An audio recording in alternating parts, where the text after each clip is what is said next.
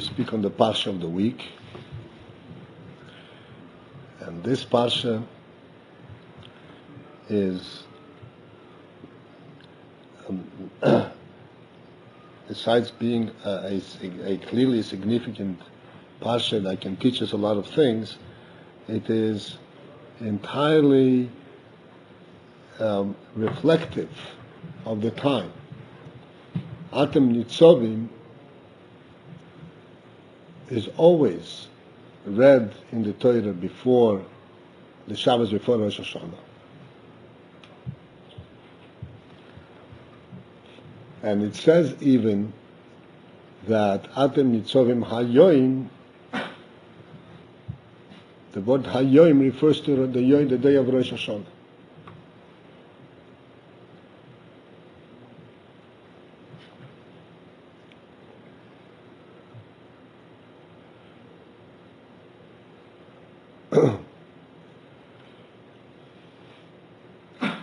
There is a Kabbalah from the Baal Shem Tov that the Shabbos before Rosh Hashanah, this coming Shabbos, is essentially, should be Shabbos Mevorchim, because Rosh Hashanah is also Rosh Chodesh. And it is Shabbos Mevorchim in the sense that, like our minhag is to say Tirim in the morning,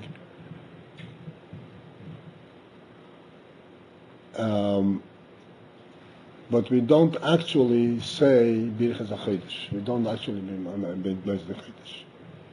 And the reason for that is, the Baal Shem Tov said, that this month Hashem Himself blesses.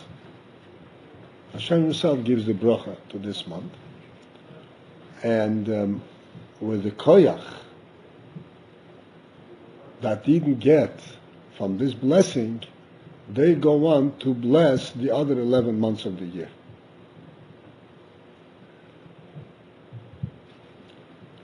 And then the Baal Shem Tov said, what is the bracha that Hashem gives this month? This is expressed in these words, Atem Nitzovim Hayoim. And Hashem blesses the Yidden that they stand. Nitzovim, you learn, means stand erect, stand without fear, victorious on this day, that the Yidden come out victorious on this day of Rosh Hashanah, when the whole world is being judged. And that is the blessing that Hashem gives to this month. And the result of this blessing, Yidden are able to bless all the other months of the year.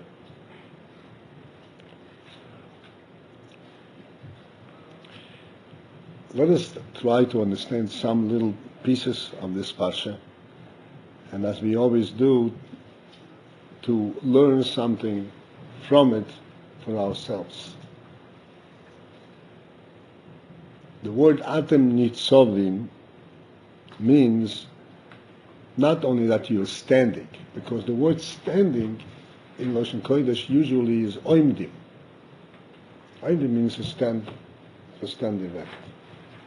Nitzov has a different implication, different connotation. Nitzov means that you stand strong, steadfast, like a matzeva. You heard the word matzeva? Matzeva, when you put up a monument, it's called a matzeva. You know what a monument is? Monument.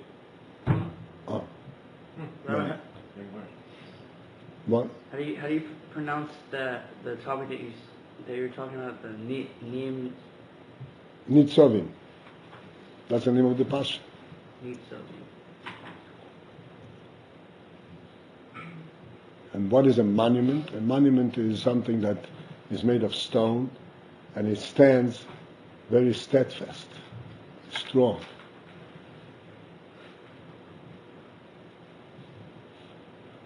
And so when it says Atem Nitzovim, Atem refers to the Jewish people, to all the Yidden who stood then that day in front of Moshe Rabbeinu. It says Atem Nitzovim, you stand strong, steadfast. You can't be budged. You can't be moved. You can't be shaken.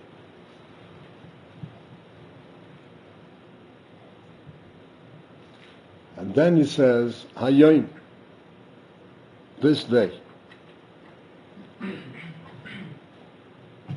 So Rashi explains this posik in three different ways.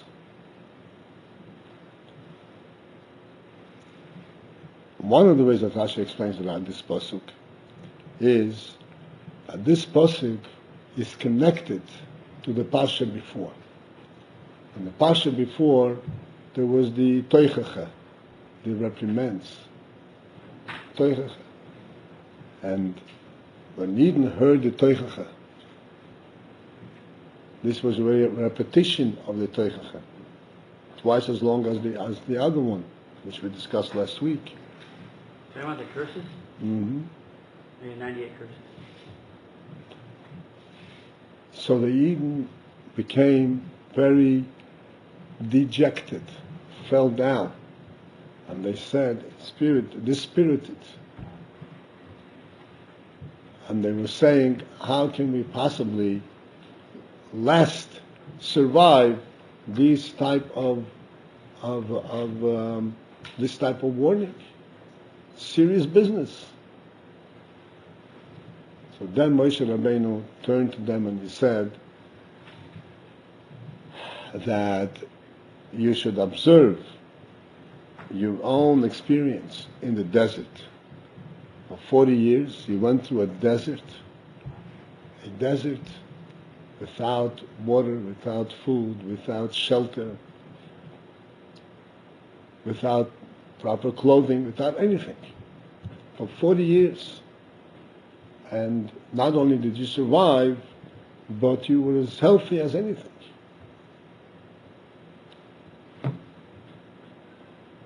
And even though there were many times that you sinned and you made mistakes, and yet Hashem gave you the strength to survive. And thus, this is an indication to you that you will survive and you have the strength to survive anything that will come upon you and to come out victorious.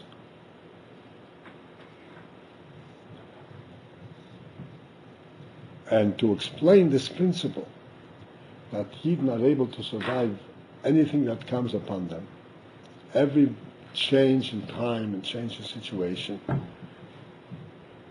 he says Hayoim. Hayoim means this day, and Rashi says that actually he was implying that Yidden are compared to the day. Just like a day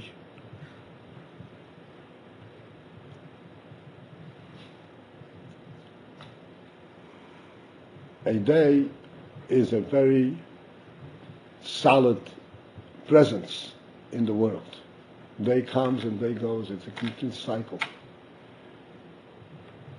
It's a very solid presence. And yet, the day changes.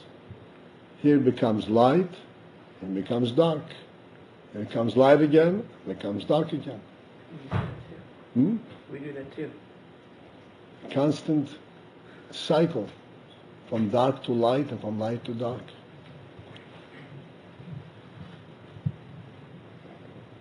And this cycle of the day, that it becomes light and then dark and then light again.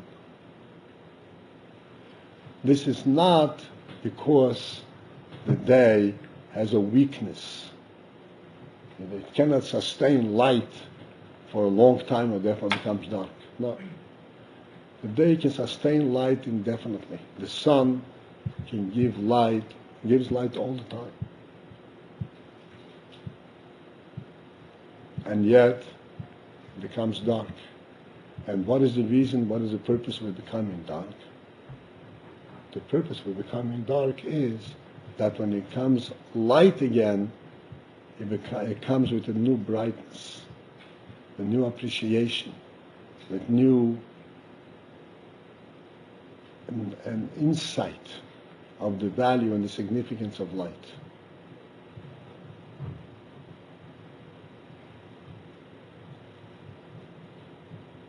This we discussed many times before, that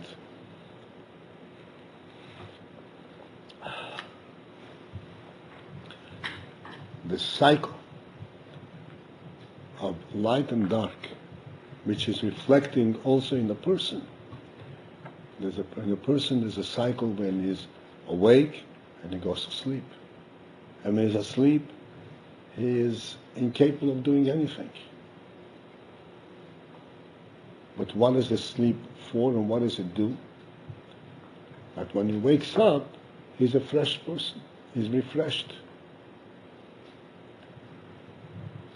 And then he is able to look at all the things that he had learned the day before with a fresh look and a fresh insight and a much deeper and clearer understanding.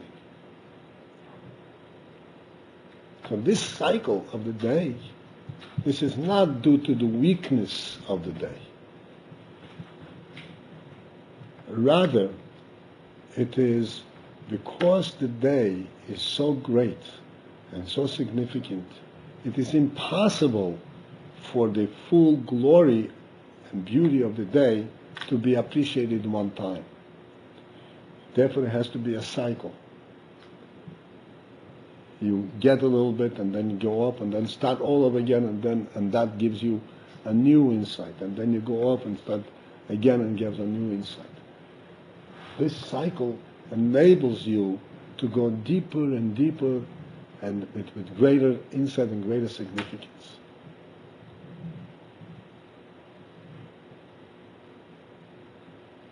The same is true by the Eden. Same is true in the Jewish people. That's what Amish is Atam Nitzovim Hayom. The Jewish people are compared to the day.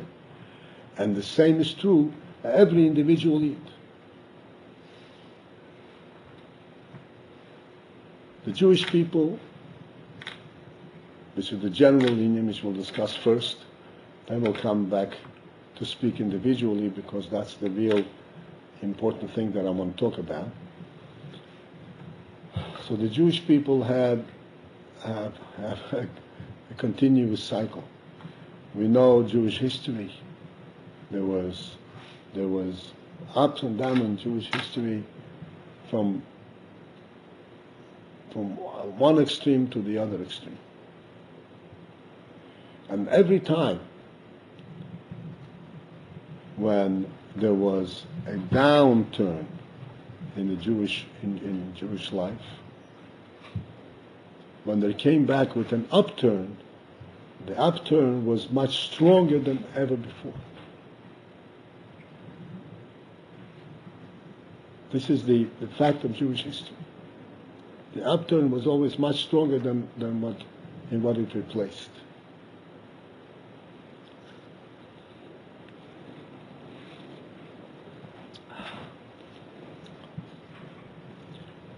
For instance, starting from the very beginning, when Hashem gave us the Torah, and we had the luchos, the first luchos. The first luchos were a very glorious thing, were God's handiwork. Hashem made the luchos. It was a very holy and great thing.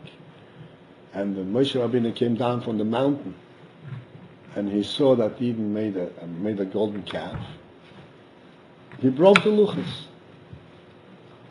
You know the story, I'm sure. This was a very low level in the Jewish history. When the people right after Matan Torah fell down to such a low level, when they fell into Avodah Zarah, Rahman. Exact opposite of what they just now heard.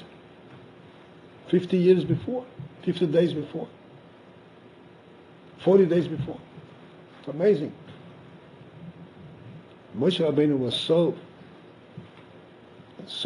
shaken, so affected by that, he broke the luchos that Hashem gave him in his hand. And then took Moshe Rabbeinu whole effort to plead for the Jewish people and so forth. What happened after that? After that, they received the second luchos. And the Gemara said that the second luchos, even though they weren't as holy as the first, but in fact they contained, with the second luchos, Moshe Rabbeinu brought down to Eden much more Torah than he had before. As a result of the second luchos, there was Teresh Alpeh, and there was the Sifro, Sifri, a whole developed Torah. Whereas the first luchos, there would be a very limited Torah. It was very high and holy, but that couldn't survive. And when that got broken and Eden fell down, on the upturn, they went much, much higher, much, much greater. You with me? You understand what I'm saying? A little bit? This much?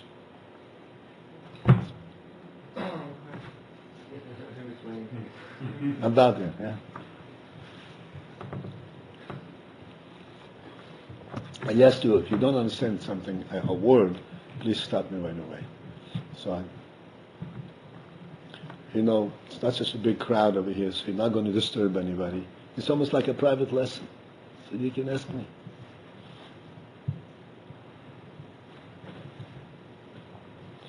This is the story of Jewish history, reflected itself many times over.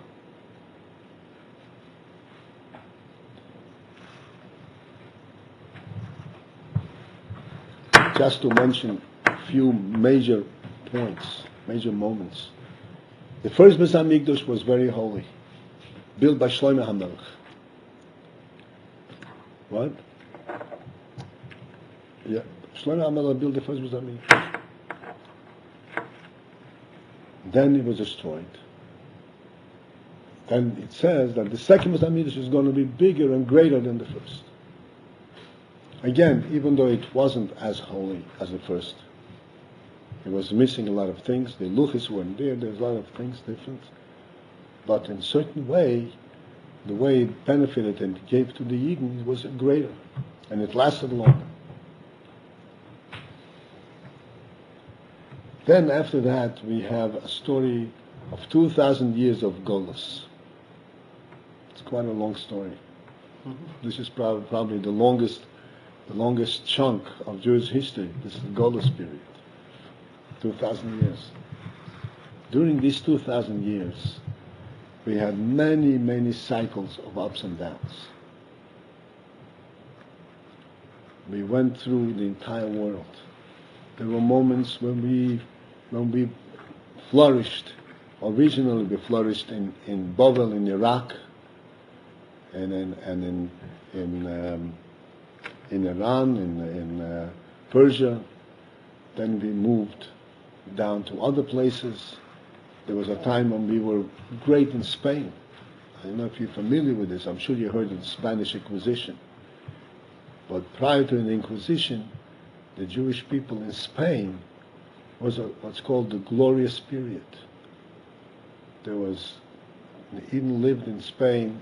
There were great scholars, enormously great scholars, and Eden lived in Kavod and in wealth. And they occupied high positions in the government. And then there was a complete destruction of the Jewish community in Spain. And even most of them, of course, ran away. And many of them became Moranos. They went underground and they were killed and they were burned. But then these Eden rebuilt new communities in other places in the world. And then those communities became even greater than what it was before. The very last thing that we have in our own time, which was the Holocaust, which was the worst ever, and the Holocaust really wiped out a third of our people. In a couple of years, 1/3 of the entire people And which third was it? The third where Judaism, where Torah and everything flourished. Poland and Hungary and parts of Russia were wiped out viciously. And when we came to this country, and even came to this country and started building Yiddishkeit, we didn't have the scholars to be able to become, to teach, to become the Rosh Yeshiva. The Rosh Yeshiva, the original Rosh Yeshiva that started out in American yeshivas, were young boys, 20, 21, 22-year-olds. We hardly had any Rosh Yeshiva left from before the war. You know, a scholar, 40, 50-year-old, we didn't have it. So Torah, we were on the lowest ebb possible. And then, in a few short years, a few really short years, relatively speaking, we built up Torah and Yiddishkeit throughout the world,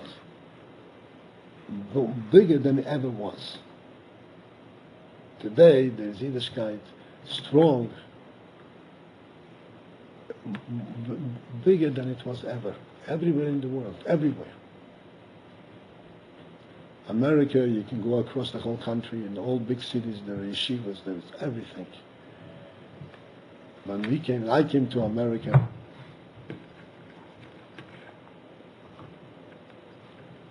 there was nothing.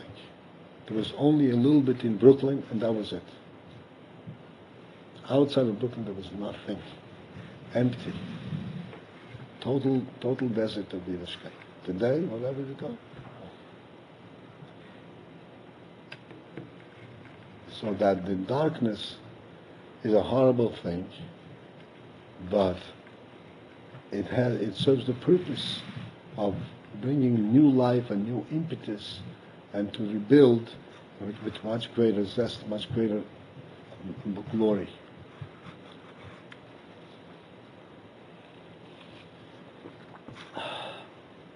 And this is what Rashi explains, that Moshe Rabbeinu was explaining to the Yidden, that these downturns, these bad periods, this is what makes Yidden stronger and brings out in them new strength in the Jewish people and makes them stronger than ever before. And now, coming back, I want to speak on this principle, how it applies to every individual Yid. Because this is true regarding every individual person.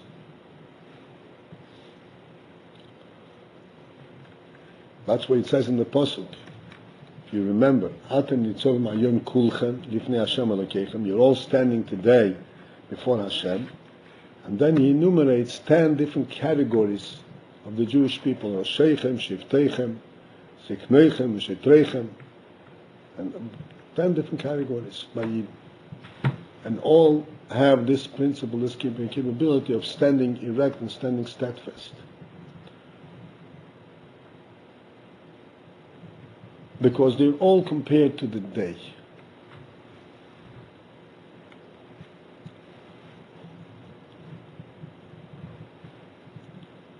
And I want to go in a little bit more in detail to understand what is implied here.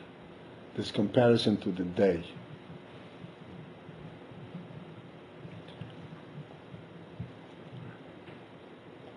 We have spoken in the past about day and night, daylight. You know what daylight is, right? Sunlight.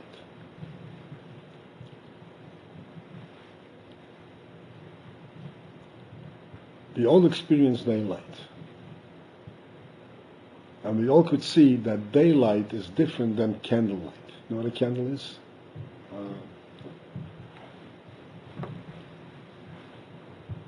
What is the difference? What is the difference in our experience of daylight versus candlelight? Candlelight gives off light so that we could see what we need to see.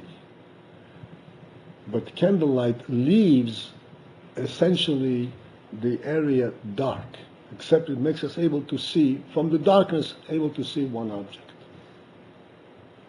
Daylight eliminates our darkness. It eliminates darkness completely. It's not like we have light that makes us able to see. When I say I have a candle, what does that mean? I have a candle that I'm able to look into this book. When I say I have daylight, it's not that daylight means that I can see across the street.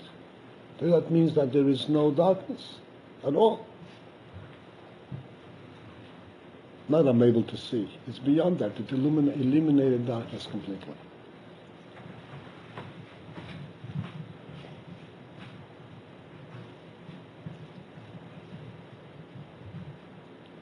The reason that daylight has this quality is not only because daylight is so much stronger than candlelight.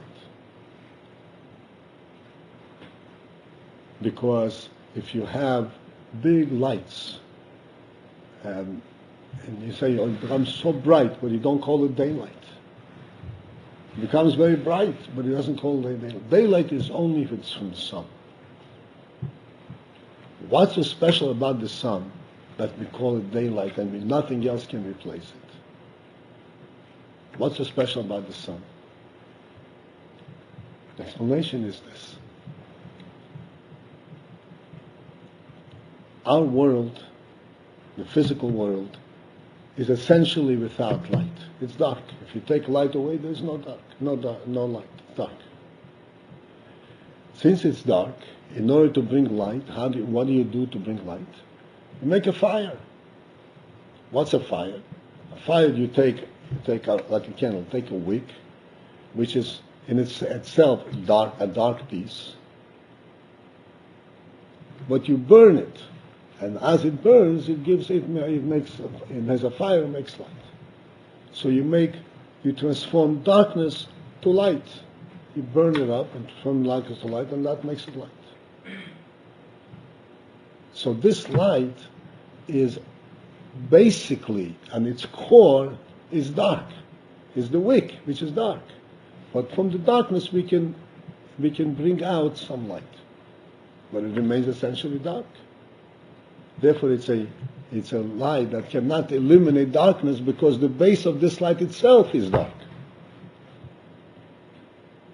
It's coming from darkness. Sunlight is a different makeup completely. Sunlight comes from the sun, and the sun does not have a core of darkness. Sun is light through and through. It's not darkness transformed into light. Sun is light through and through. Complete. Such light, like the sun, doesn't exist in our world. That exists only in the sun. Because our world is basically darkness.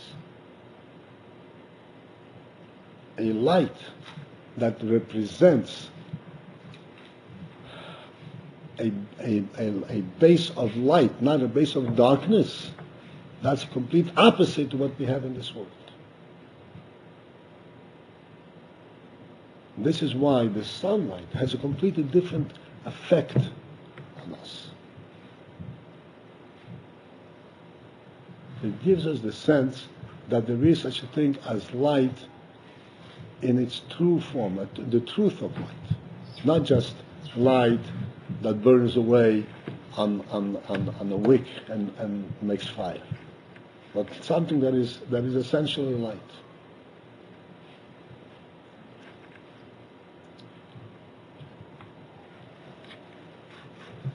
Because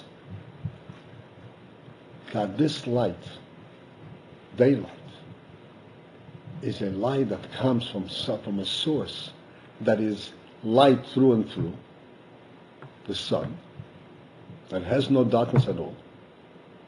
This is why, even when it becomes dark again, it will become light again. It will continue this cycle. It can never end.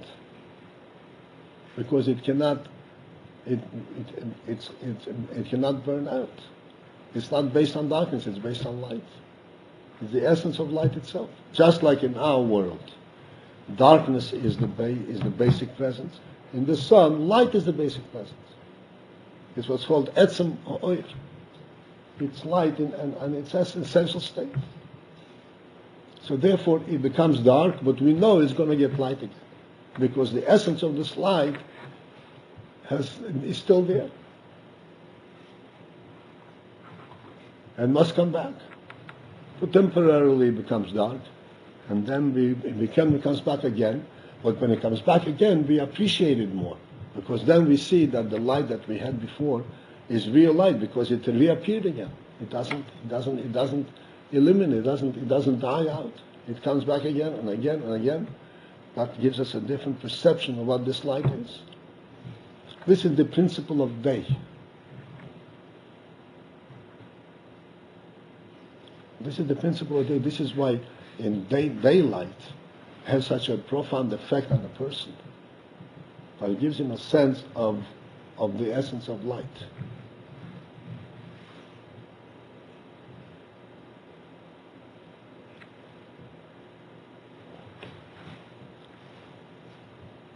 The similar union is in the human being, in the Yid.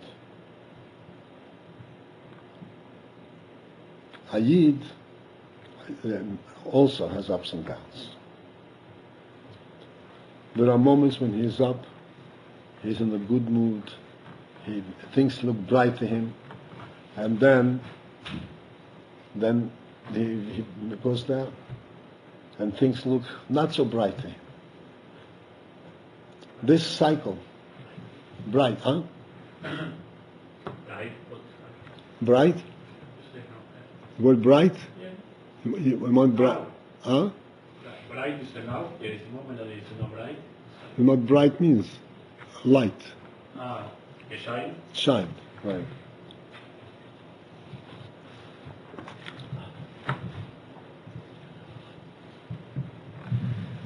This is the normal cycle of a person's life.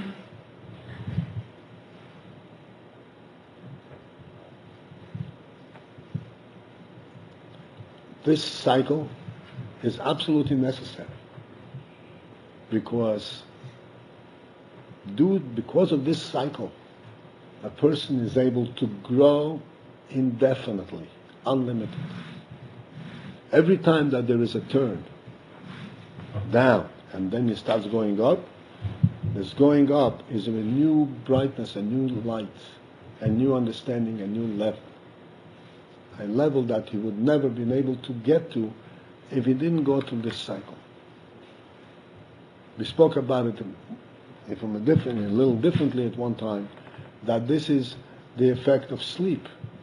A person is awake and he is learning and davening and doing all kinds of different things, and you would think, oh, I have to interrupt, I have to go to sleep. What's going to be with all the things that I've learned? I have to interrupt in the middle.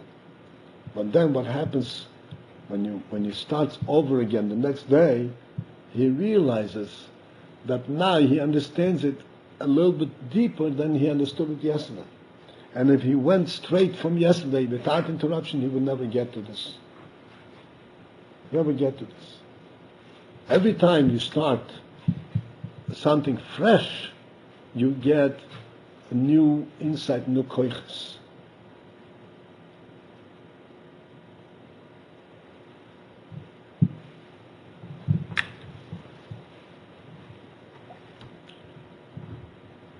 And where do we get these koiches from?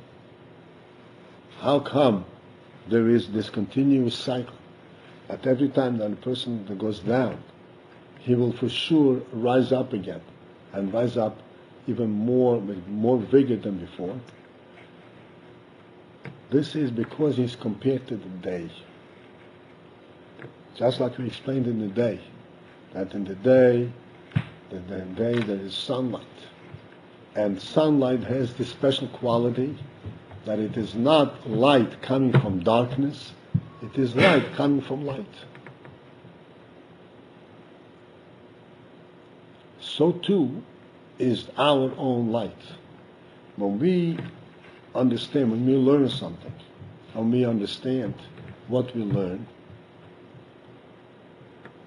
even though the method of learning is what we call b'machshakim in Shivanya. How do we learn?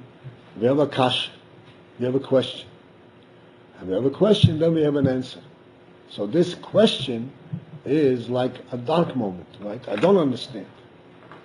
How come this is like this?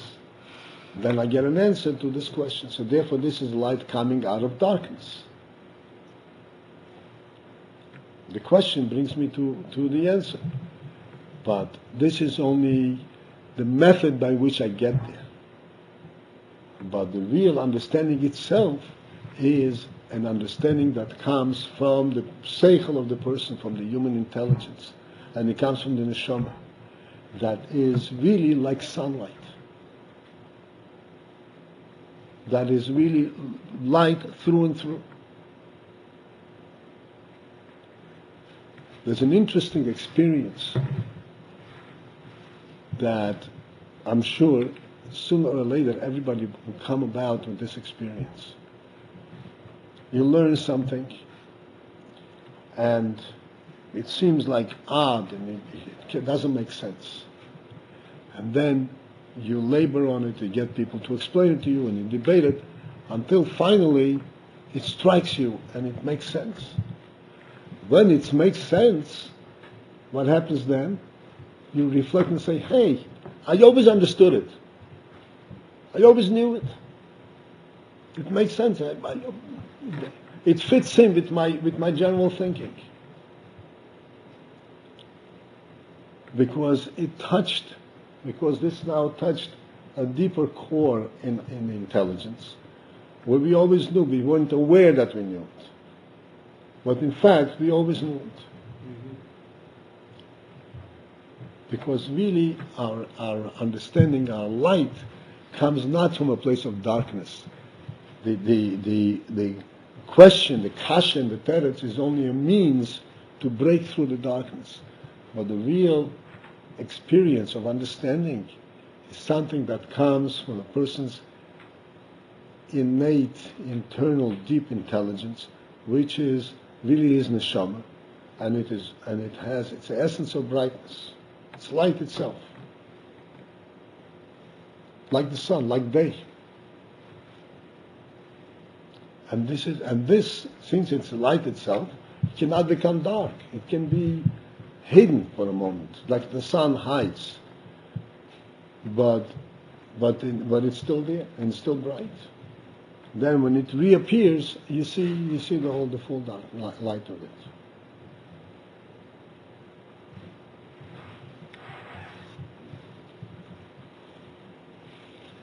But our neshama. What, you want us to question? It's just kind of confusing. You're talking about the cycle that every day the sun is healed, but not on neshama. Only when we're doing a vera it's hitting in a klipa. It's not like an everyday cycle. No, it's a constant cycle. A person goes up and down. I once explained it like this: when a child goes to first grade, and in first grade it learned whatever the aleph base and learned how to read. The child learned how to read, and then at the end of the first grade he graduates, makes a big party, makes a siddur party. He graduated first grade. Now he's on top of the world. He feels really accomplished, on top of the world. Then he comes next year. What do we do now? We go into second grade. What do we do in second grade? In second grade we learn Chumash. What's Chumash? I never saw it. You mean I have to start all over again? I thought I graduated already. I know it all. No, now you have to start from the beginning. You're only a beginner now. So now he is again at the bottom. You get on the bottom. It starts again on the bottom. It starts going and going and learning and learning until he gets to the top of the second grade. And he looks back on the first grade and says, that was anything? That was nothing. That was nothing. This is the real thing. And the same thing goes in the third grade. It starts all over again. And every time when he starts over, he's on the bottom. And then he goes through the year and he goes to the top. This is a normal cycle of a person's growth pattern. And this is a growth pattern that continues on for a lifetime. A person who is vibrant, who continues to grow, always is going to be downs and ups. Like we once discussed, but the Alter Rebbe says, Hanoich Lanar, that Sheva Yipil Tzadik Makoma, Tzadik falls down 7 times and rises up again. This is the normal pattern. And without this falling down, in other words, if he should not begin to beginning again, he would never reach the next stage. This falling down is necessary in order to start from scratch again. This is how a person's cycle is.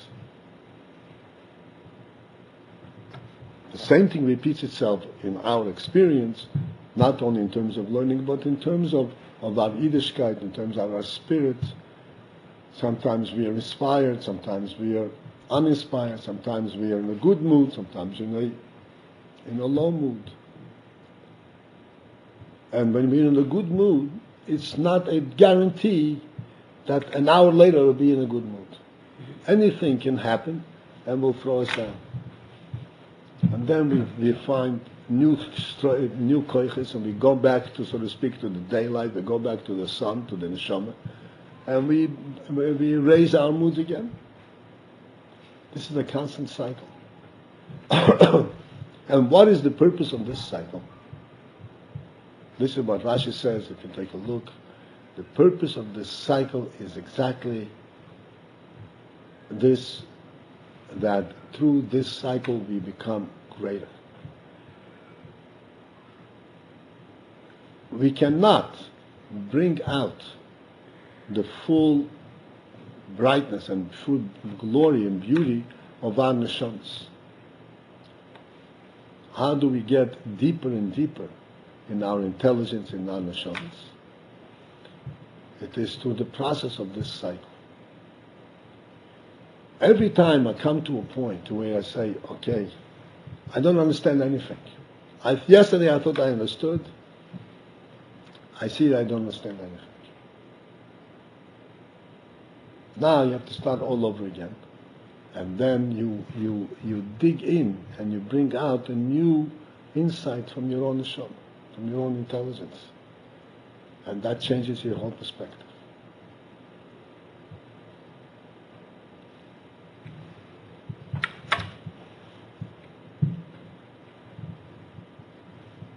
Rabbi, when you say somebody falls, let's say somebody works on themselves very hard, and they don't do a lot of things wrong, let's say as Averas, and then they start doing everything that they thought they fixed, that they wouldn't do, they start doing all those things. That's not a way of falling, right? That means you're going backwards, isn't it? Well, this is going backwards, but it's the reason you're going backwards is because you're falling. You don't have the spirit to hold up.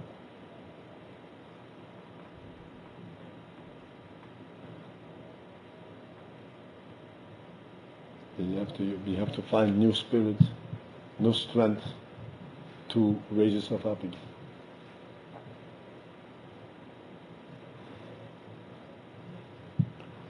But the important thing is that this new spirit is going to come from a deeper place than the previous one.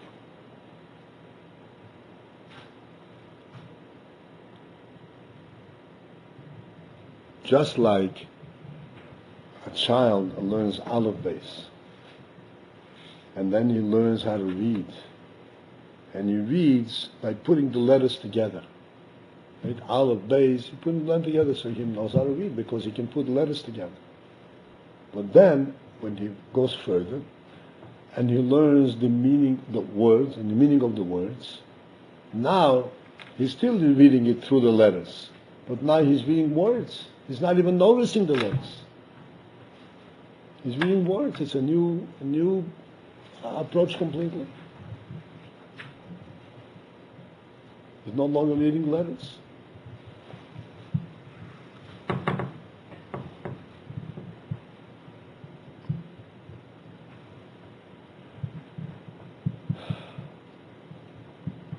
So this is the pshat, this is the meaning of these words. That Atem Nitzovim. Nitzovim means a Yid is always standing steadfast. Nitzov. He cannot be budged. A Yid cannot be budged. He's invulnerable. You know what vulnerable means? He cannot be affected. He cannot be shaken. He cannot be hurt.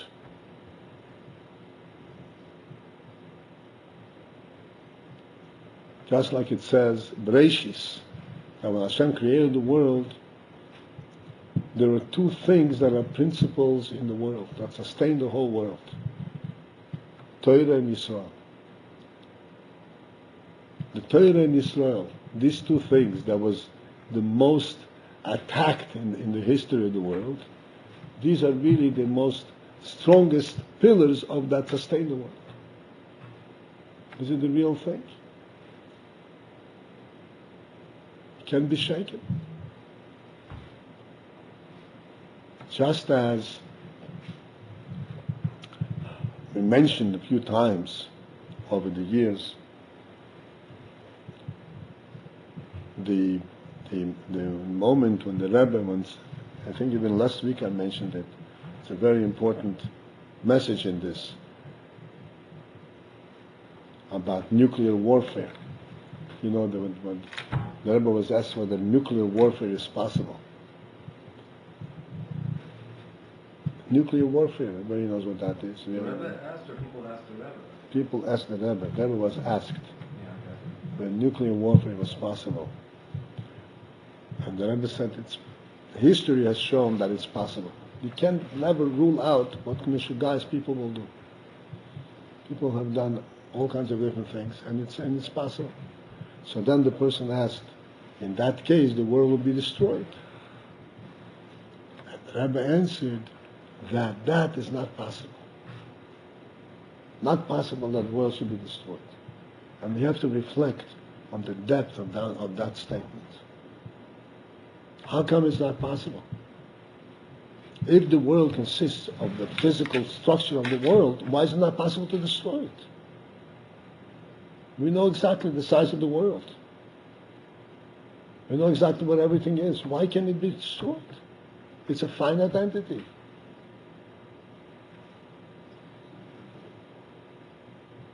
And consists of physical structures that are built on their own. They hold themselves up. And yet they say it's impossible to destroy it. Why? Because the world does not exist on the basis of its physical structure. The world exists on the basis that Hashem wants it to be. And as long as Hashem wants it to be, it's impossible to destroy it. Because it has a presence that is deeper and greater than the physical presence. The same is true about every human being, a Yid.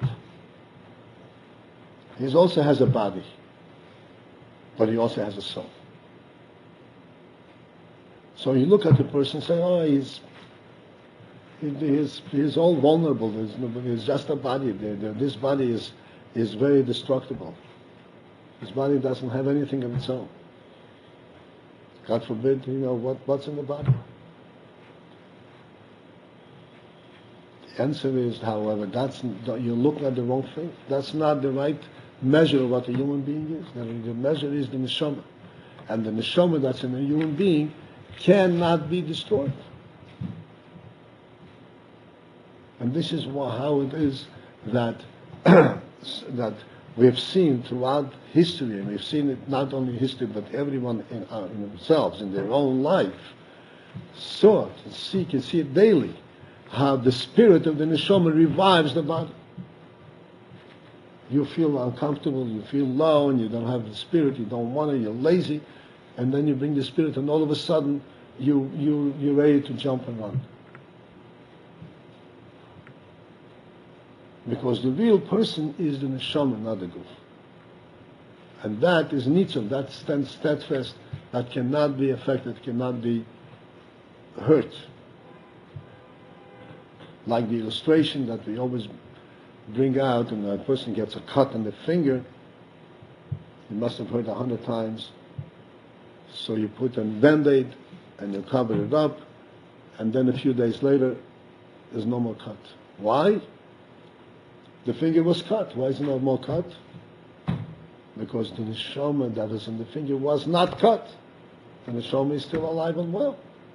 And it directed and forced the finger to grow back to the way it should be. And this is what Moshe Rabbeinu is saying to each one of us before Rosh Hashanah.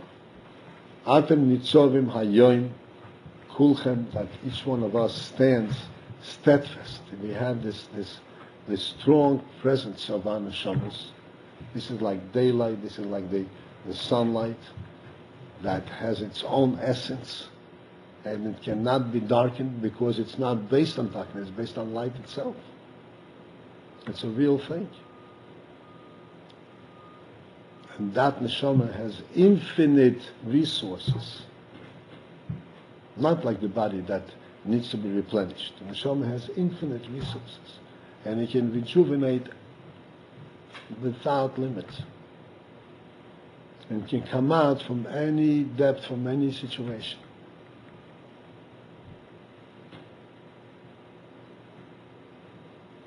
And this is why we should not be concerned and disturbed. When we see a cycle, we have a daily cycle that becomes dark, because after every downturn, there's going to be an upturn of tremendously greater light. You can be assured of that, because it's like daylight, that cannot be dissipated, cannot end. So Hashem should help, should bless each one of us. They're coming into a new year. A new year is a new beginning. There are different little beginnings. Every month is a new beginning, every week is a new beginning, every day is a new beginning. And every year is a new beginning. It's a more significant and a broader beginning. So this beginning should bring new impetus, new inspiration in each one of us. What is impetus? Inspiration, strength.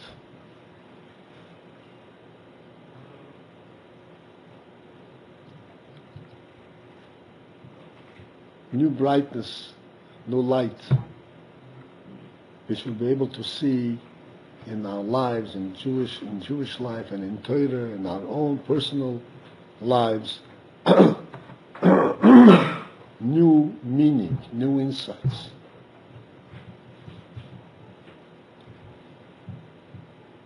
So that which we accomplished the year before will look like child's play to us in comparison to what we see now. This is a continuous cycle. And this cycle continues till 120 years. Because we never give up, we never stop going, really. Maybe I should give each one of us and all Yidden, Ksivach Sima Torah, should be a bright and a successful and a blessed year, and should be a year where we actually recognize directly, not by our beliefs, but directly with our fresh eyes, the Geulah Shlema with Mashiach, and the whole world should be transformed and should recognize the true brightness that exists in the world, the real light.